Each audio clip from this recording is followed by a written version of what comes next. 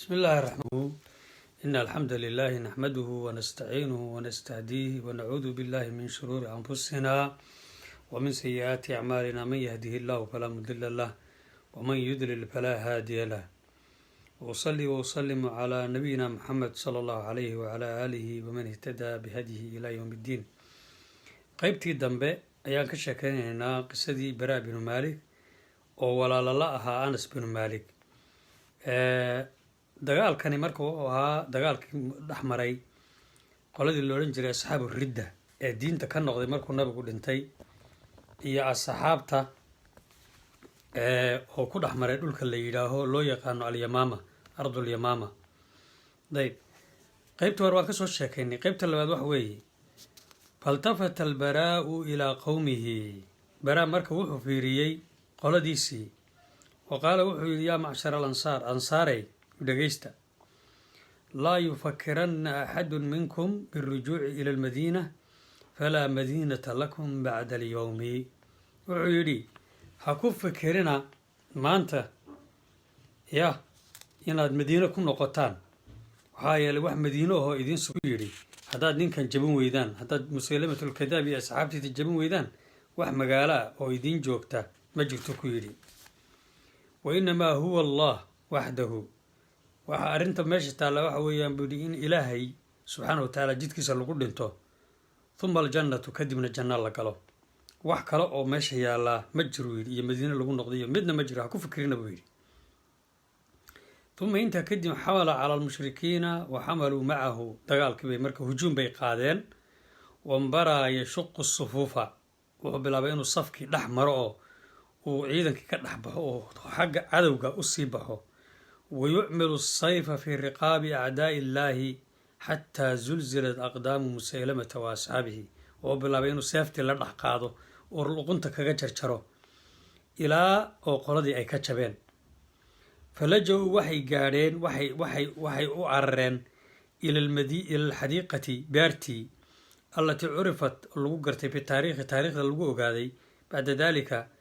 biismi xadiiqat almowt baa loogu bixiyey waxay markaa ku carareen markii la jabiyey meesha loo yaqaano hadda xadiiqat almowt meeshaas riyaad bay ku taallaa hadda jaamacatu malik sacuud agteeda weeye yaa darciyay ku taallaa xadiiqat almowt marka maxaa loo yidhi likatrati man qutila fiiha fi dalika alyowm dadka lagu dilay baa badnaa kaanat xadiiqatu lmowt haadihi raxbat alarjaa saamiqat aljudraan waxay ahayd wax waasac ah oo gidaarkeeduna dheer yahay fa aqlaqa musaylamatu walalaafu almu'allafatu min junuudihi calayhim abwaabahaa marka waxay bilaabeen inay albaabihii soo xidhaan oy isku xidhxidhaan wataxasanuu bicaali judraaniha jidaarkeedii dheeraana way isku difaaceen dayb wa jacaluu yumdiruuna almuslimiina binibaalihim min daakhiliha marka waxay bilaabeen inay halkaa muslimiinta kasoo toogtaan oo leebabkooda kusoo ganaan fatatasaaqadu calayhim tasaaqud almadar sida roobka oo kale yarka sida roobka oo kale ugu soo daadanaysay maxaanku idhahaa yani leebashu muslimiinta kolkaa muslimiinta way geli kari waayeen cinda daalika markay saacada aragtay taqadama miqwaaru lmuslimiin albaasilu lbaraa soo hormaray wuxuu yidhi wari dhegeysta yaa qoomay buu yidhi dacuunii calaa tursin wuxuu yidhi waranka afkiisa isaara tursigu waxa weeyaan bahalkan yani gaashaanka ay kor saara buu ku yidhi warfacu tursigaana kor u qaada buu yidhi gaashaankaa cala rimaaxi leebka kusoo qaada buu yidhi uma qdifuuni igu tuura buu yidhi ila alxadiiqati beerta igu dhex tuura qariiban min baabiha albaabkeeda gudaha igu tuura oo cadowga igu dhex tuura weeye fa imaa an ustashhada inaan shahaado helo wa imaa an aftaxa lakum ulbaaba laba mid un weeyaan buu yidhi inaan albaabka idiin furo iyo inaan shahaado helo labadaa un baa mid noqon buu yidhi oo labadubana waa saxe oo wax dhiba ma lehe isaa ii sameeyey buu ku yidhi wa fii lamxi lbasar ilbiliqsi jalasa albaraau bara wuxuu ku fadhiistay ibnu maalik calaa tursin kurs wuxuu ku fadhiistay bahalkii gaashaankii fa qaala wuxuu yidhi faqad kaana da'iilo jismi alnaxiilahu wuxuu ahaa nin jidhkiisu uu fudud yahay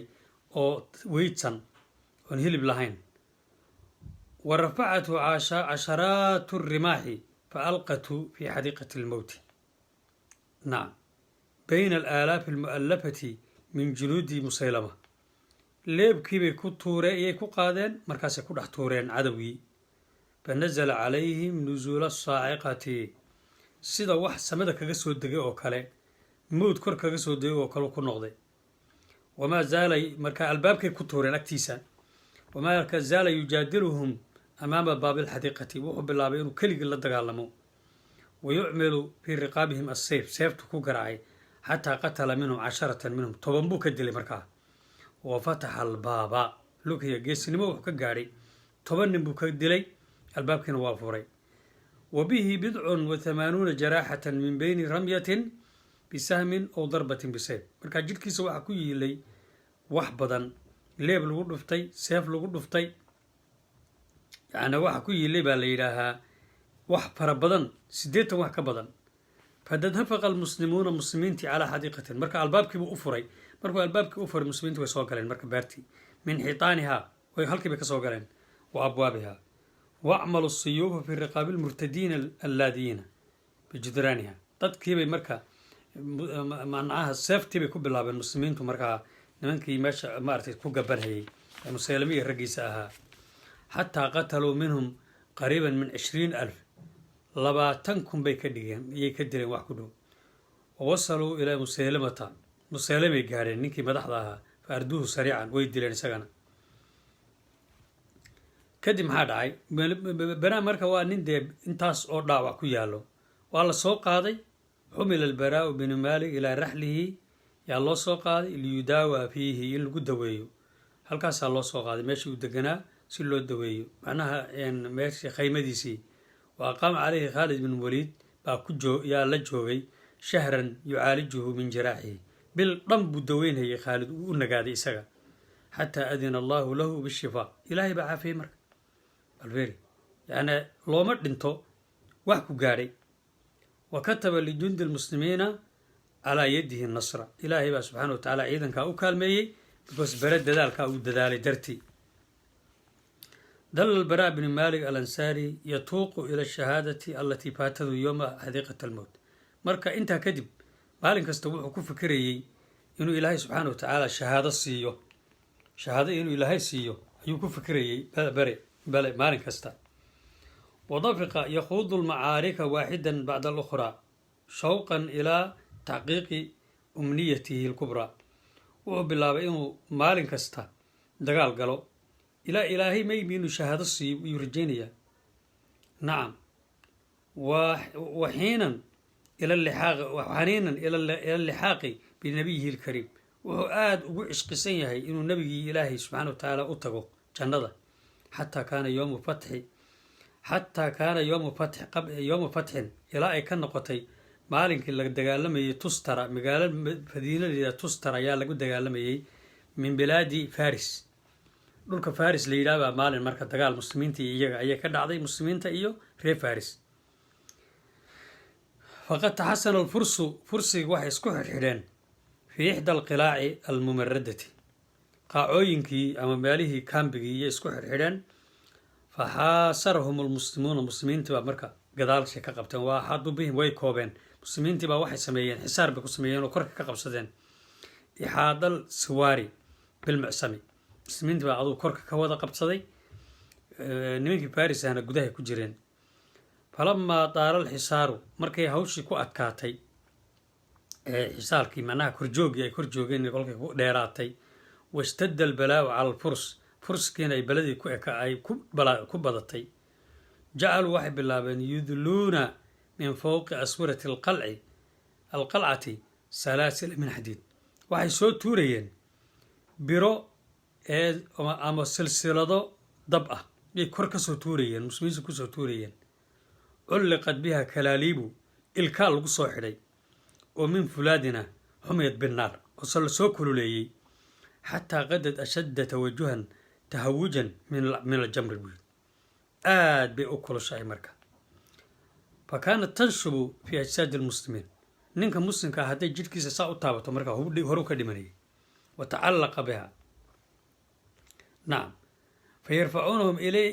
ilayhim iyaa imaa mowta wa imaa calaa washaki lmowt, ninkay ku marka biraha ay soo tuurayeen dabka ah ninkay qabsato ama uu dhimanayay ama dhimashu ku dhawaanaya weeyaan facallaqa kilaabun minhaa bianas ibnu maalik akhi baraa ilig marka ka mida biraha ay soo tuureen yaa walaalkii ku dhagay walaalkii anas binu maalik buu qabsaday famaa in ra'aahu lbaraa markuu arkay bare walaalkii oo bahalkaas lagu jiidayo xataa wathaba calaa jidraani lxusnaan yuu ku booday gidaarkiibuu ku booday wa amsaka bisilsilati silsiladii buu qabtay allatii taxmilu akhaahu walaalkii waday buu qabtay wa jacala yucaaliju lkulaaba liyukhrijahu min jasadihi oo bilaabay inuu ka furfuro walaalkii fa akhadat yadahu taxtariqu gacantiisi baa gubatay watadakhinu oo maarata waxa weeyaan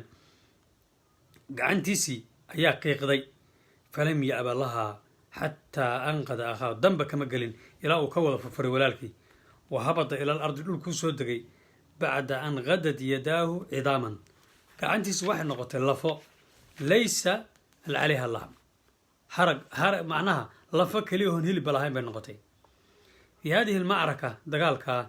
daca albaraa ilaahay baryey ibnu maalik radia allahu canhu an yarsuqahu allahu shahaada inuu ilaahay shahaado siiyo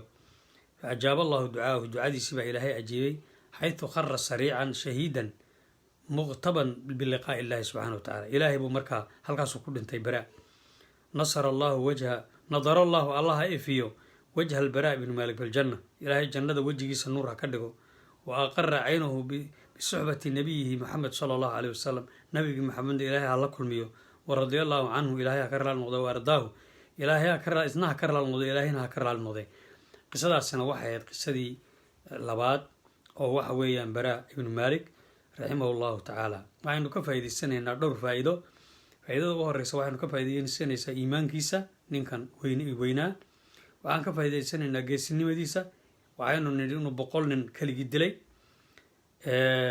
xadiiqatulmowdna 10 nin buu hadda ku dilay ilaahayna waa u furay waxaa kaloon ka faa'iidaysanaynaa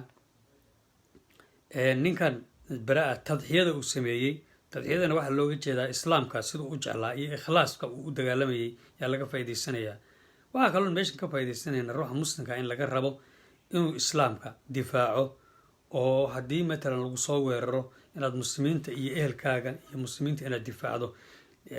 yacni ood janno raadiso yaa halkaa laga rabaa waxaa kaloo aanu ka faa'iidaysanaynaa inuuna nin adduunyaba ahayn nin aakharo rajaynaya uu ahaa shahaado inuu helo nacam ilaahayna subxaana wa tacaala wuxuu u ballan qaaday dadka shahiidka ah inay janno gelayaan ilaahay subxaana wa tacaala ha nagu anfaco darsigiisa wallahu aclam sala allah calaa sayidina maxamed wacala alihi wasaxbi wasalim